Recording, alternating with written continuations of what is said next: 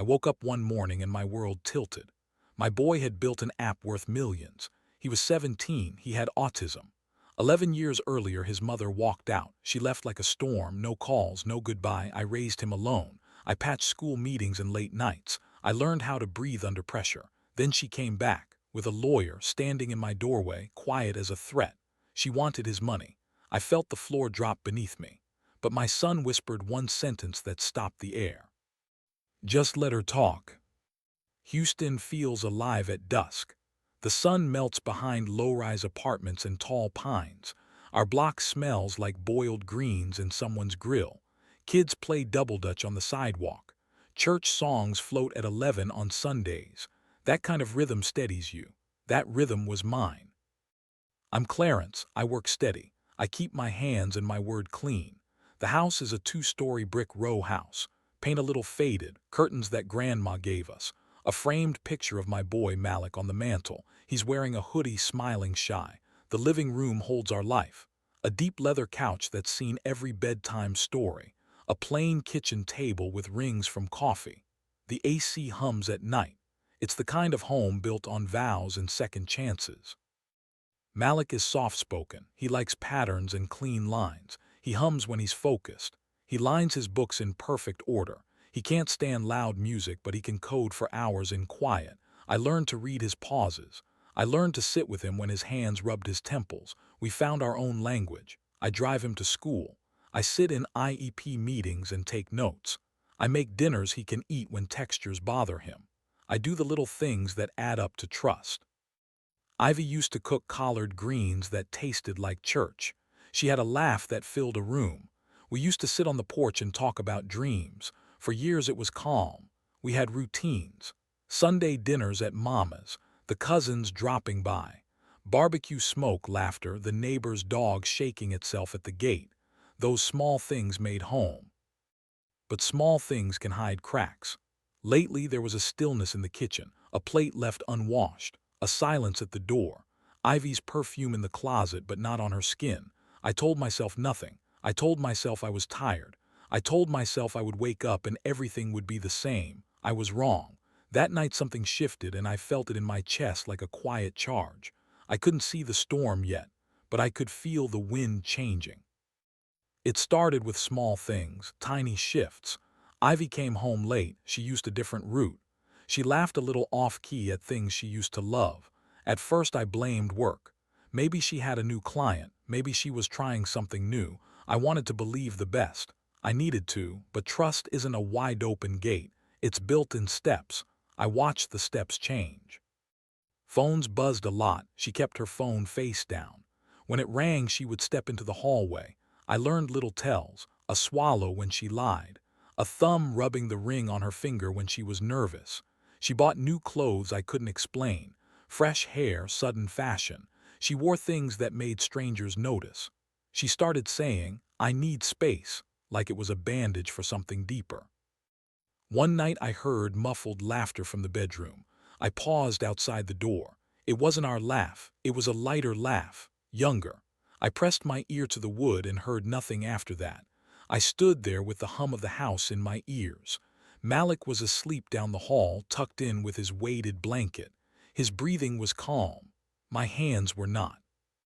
I asked her, "You good?" The question landed like a small stone. She gave me a smile that didn't reach her eyes. "I'm fine, babe," she said, but she sounded far away. She shifted her weight. "You tired, Clarence?" She turned away. A few weeks later, I found an unfamiliar receipt in her bag. Late-night dinner, 2 names on the credit card slip. My stomach did a thing I know too well. It tightened. I waited. I watched. Every time her phone buzzed, she moved like someone hiding a flame. I kept my face steady. Calm is a better weapon than rage. You burn less that way. I started to notice the small things that add up to a story. She'd avoid eye contact when I asked about money. She'd answer work but not say which office. She'd come home smelling like a different cologne. She withdrew, small acts, but they stacked like bricks. I told myself to be patient. I'm a black man who learned to protect his own. I moved like a man who had seen storms and built a roof stronger than the last. I watched Ivy's hands when she spoke. Once when I asked if everything was okay, she ran her fingers through her hair and laughed a laugh that was too bright. "Everything's fine," she said, "but my family sees things. My sister noticed. Mama noticed." "Girl, you look different," Cousin Tay said when Ivy came to cook for the family barbecue. Ivy smiled. Her eyes shimmered quick and then closed. She was good at drawing breath from a room. Late nights became later. She would say she was helping a friend. She would say she was going to the store and then not come back until 3. The neighborhood talks. People drop hints. A neighbor asked me if I'd seen Ivy with anyone else. I said no. I didn't want to be the man who burst a private pain into public gossip, but I filed each note away. The clearest thing came on a Sunday. Malik and I were at church. He likes the calm of the pew. He likes the soft echo of the choir. I noticed Ivy's seat empty. I waited until after the sermon and I texted. No reply. I got home and the back door was unlocked. That's small, but in my house that's a breach. Malik sat at the table and sorted his pencils. He hummed a pattern he likes. I asked him if he'd seen his mother. He shrugged. "She left," he said softly, eyes on his hands. "Not went out, not stepped out. Left." The word hit the room like a hard wind.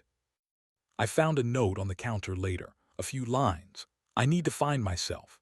No name, no apology, no plan. The note smelled faintly of someone else's perfume.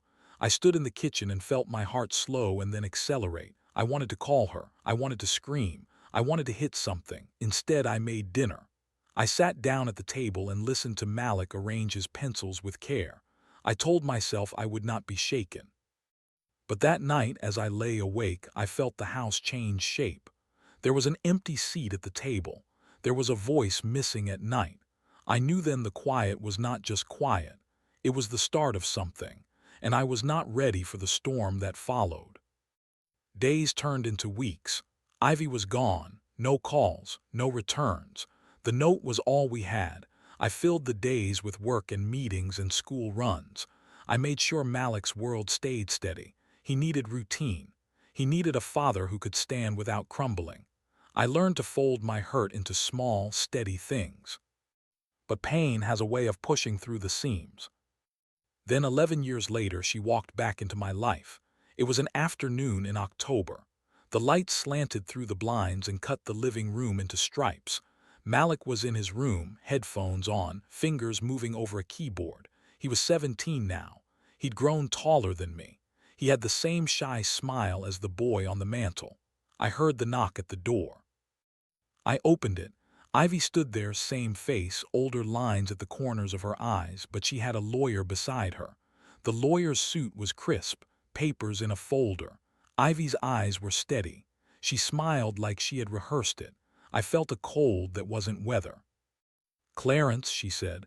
Her voice had a new edge, not all softness. "We need to talk about Malik." She stepped forward like she owned the threshold.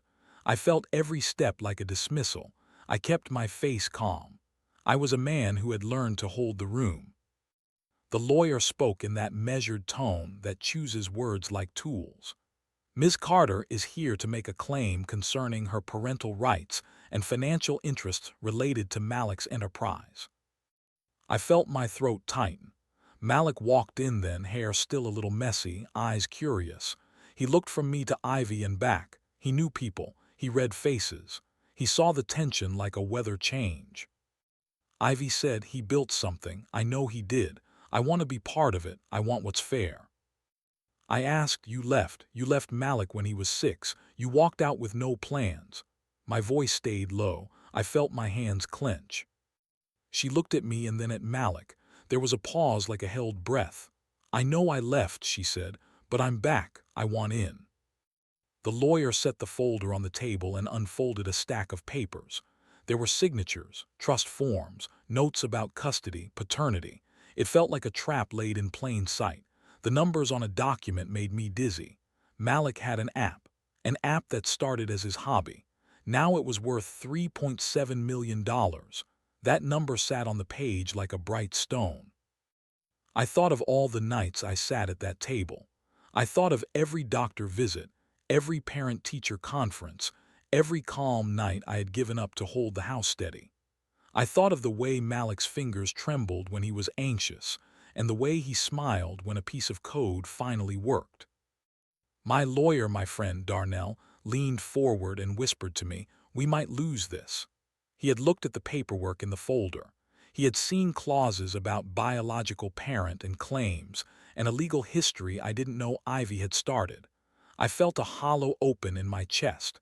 The room seemed to diminish. Malik watched us. He didn't speak. He doesn't always speak when he's watching. He studies, he stores. I could see the wheels in his head. Then he walked to the mantel and picked up the picture of him as a boy.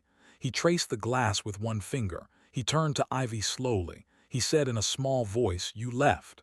It was not anger, it was fact. Ivy's face split open then.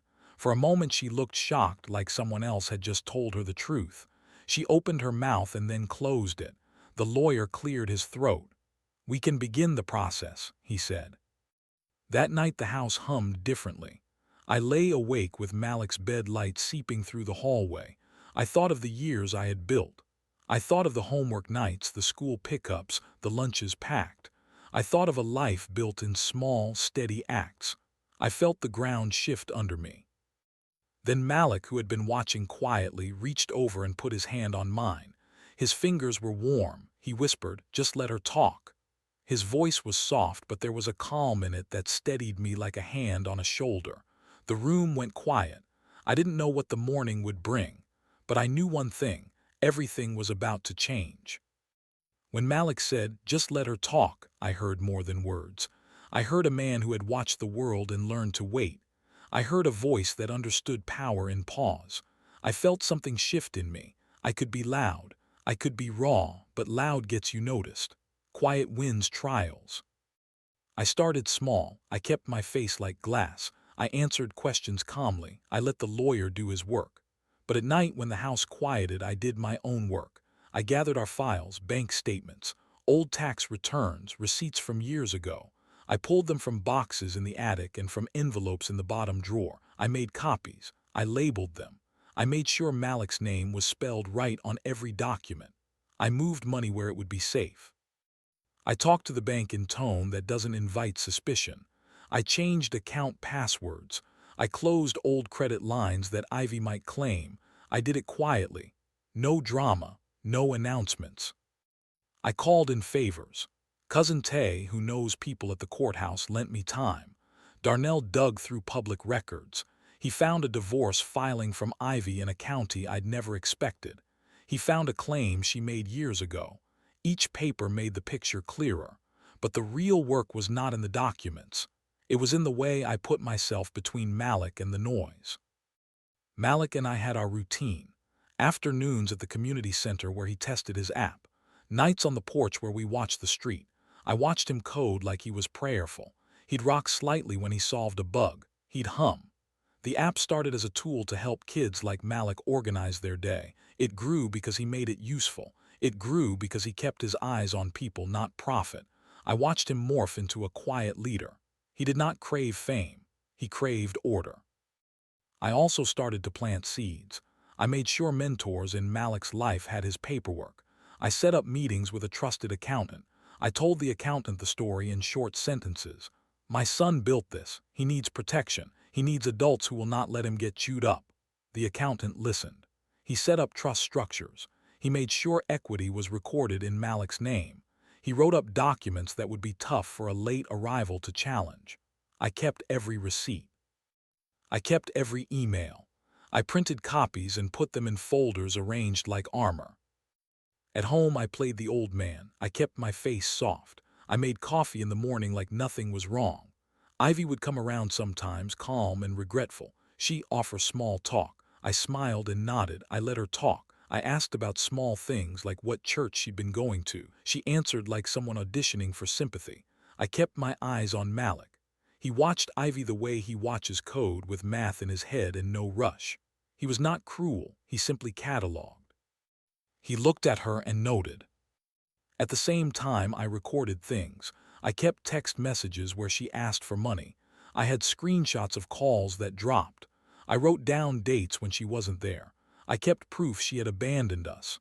I packed the proof gently, like sharpening a blade in silence. My lawyer told me evidence would matter. The truth in paper and timestamps matters in court. Friends noticed my calm.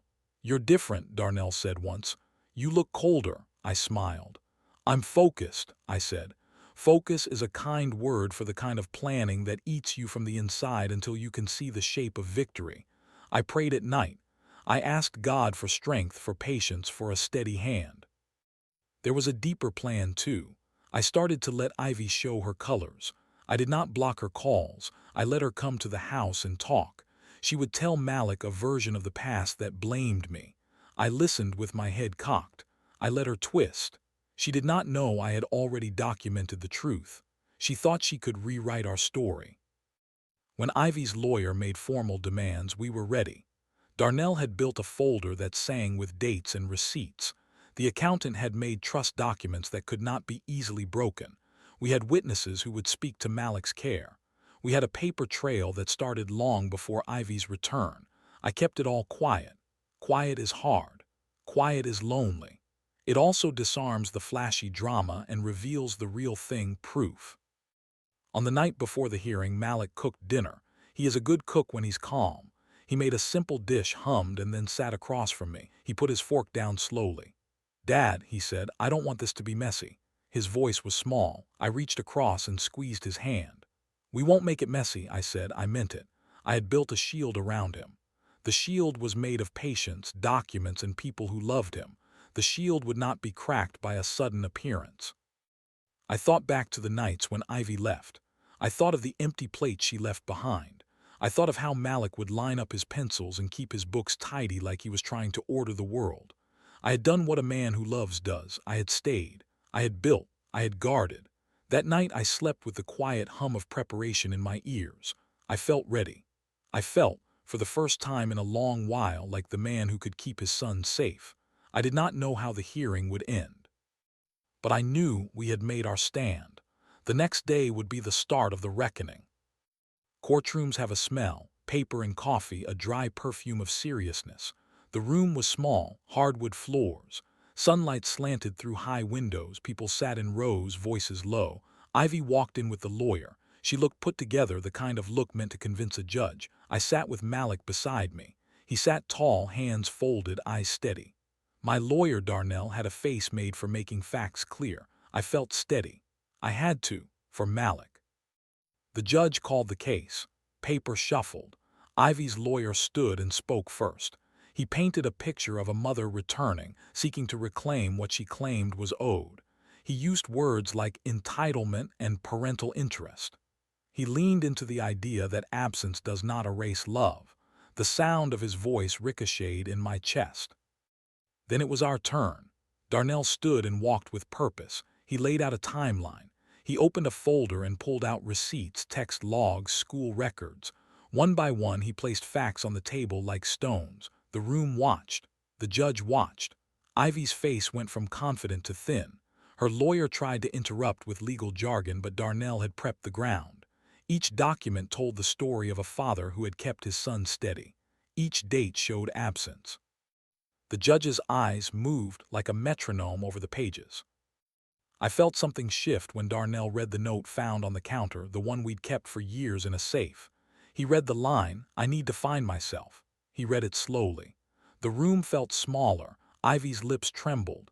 Tears came then, not from the sudden legal pressure, but from the weight of being named by a truth she hadn't met with honesty. She stood and spoke. Her voice shook. "I made mistakes," she said. "I was young. I was scared." She leaned forward and looked at Malik. "I want to help him," she said. The room watched Malik. He did not flinch. He looked at her like someone reading code, parsing logic. He did not reach out. He did not hug. He listened. Darnell then explained the trust structure the accountant had made. He explained how Malik's app had been registered under Malik's name, and how funds had been funneled into accounts designated for his care and education. He explained every step as if building a bridge the judge could cross. Ivy's lawyer argued about rights. He brought up biology and law. Darnell answered with dates and signatures. There was a moment when the judge asked Malik to speak. I felt my chest tighten. Malik stood slowly. He cleared his throat. He spoke in a quiet voice that the room leaned into. "I built the app to help kids like me," he said. "I wanted them to have tools. I don't want to be taken apart." He looked at Ivy. "You left when I was 6. I felt safe with my dad." Ivy's face crumpled. She made a sound like a breath that left her. She told a story then, a half-story about being lost and finding herself. She cried. The judge listened. The legal arguments balanced like scales, but the heart of it was simple. Malik had been cared for. The adult who raised him had done the work. The paperwork showed that the money was set aside for Malik's future, not for splintered claims. When the judge ruled, he did so with an eye on Malik's best interest. He said the law protects the child's autonomy and welfare. He noted the trust and the way funds were secured. He noted Ivy's absence and the care Clarence had provided. The judge's tone was measured. He said custody and financial guardianship required present care. The word present hung in the room. Ivy slumped. She looked at us like someone who had missed a train she thought she could catch. Her lawyer argued for an appeal. Darnell was ready. The papers were in order.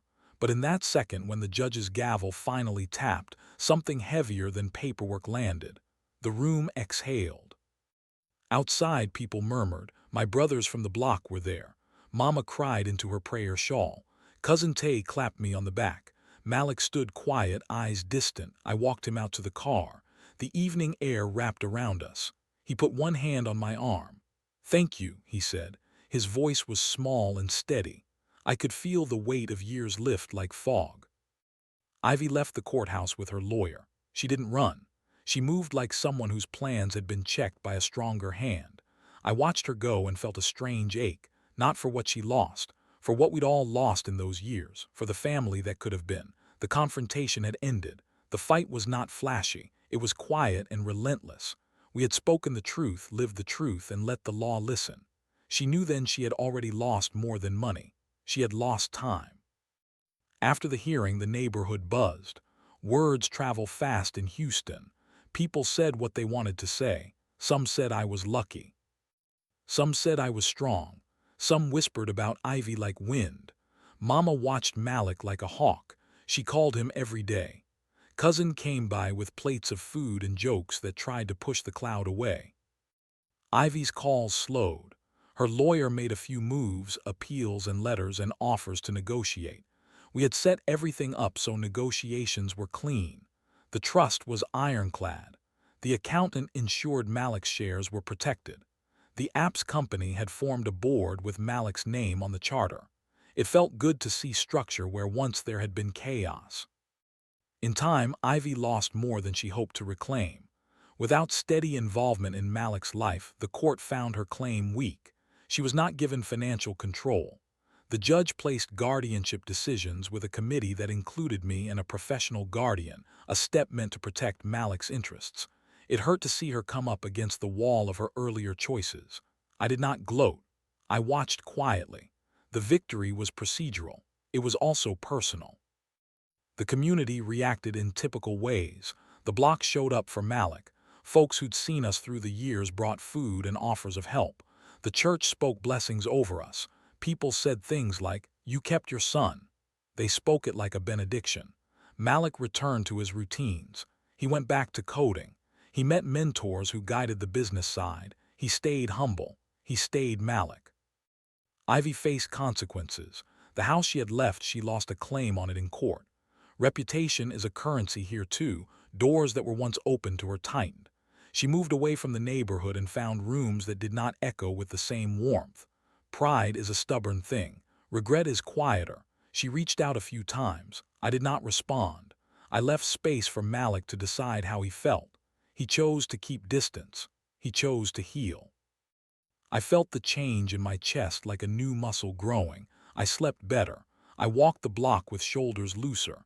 I still had nights when the old hurt visited, but the hurt had new contours edged by the satisfaction that I had kept my son safe. People said I was cold. They said I had plotted revenge. I say I did what fathers do. I protected. There was one evening that marked the new life. Malik and I sat on the porch. The humidity had broken. A low breeze moved the leaves like a slow applause. He had a new app update in the works. He showed me code like it was scripture. He laughed when a joke popped up on the screen. I looked at him and felt something swell in my chest, pride, yes, but also relief. We had made it, not because money fixed things, but because a life of patient work did. Over the months, Malik's app funded scholarships for kids with special needs. He set up workshops in our neighborhood. He hired local talent. He stayed rooted. I watched him become the man I had raised, quiet, thoughtful, powerful in small ways. Our community changed because he decided to give back. Ivy found her own path. She tried to rebuild in a city where her name meant something else. Sometimes life is the kind of revenge that teaches you by letting you go. That's what happened to her. She had to learn how to live with the choices she made. In the end, the revenge I wanted wasn't to strip her. It was to protect my son and to show the world that loving a child is more than biology. It is daily work. It is showing up.